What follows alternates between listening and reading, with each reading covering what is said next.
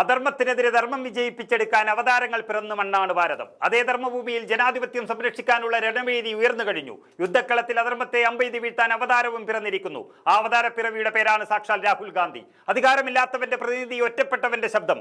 ഏതടർക്കളത്തിലും തളരാത്ത പോരാട്ട വീര്യത്തോടെ പടര നയിക്കാൻ കഴിയുന്ന ധീരയോദ്ധാവ്, അതാണ് രാഹുൽ ഗാന്ധി. ഇന്ദ്രപ്രസ്ഥത്തിൽ അധികാര കസേരകൾ രാഹുലിന്റെ വരവിൽ വിറപൂണ്ട് നിൽക്കുന്നു. അസത്യം കൊണ്ട് ജനാധിപത്യത്തെ അട്ടിമറിക്കാൻ കൂട്ടുനിന്ന തെരഞ്ഞെടുപ്പ് കമ്മീഷൻ കൂട്ടത്തൊൽവിയായി മാറുന്നു.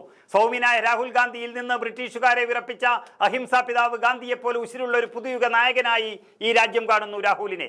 ഇയാൾ കൊള്ളുന്ന വെയിലും അയാളിലേക്ക് പെയ്തിറങ്ങുന്ന മഴയും ഒരേ തലത്തിൽ പറയുന്നു. ഇന്ത്യൻ ജനാധിപത്യത്തിന്റെ രക്ഷകനായ പ്രിയപ്പെട്ട രാഹുൽ, താങ്കൾ മാറുന്നു.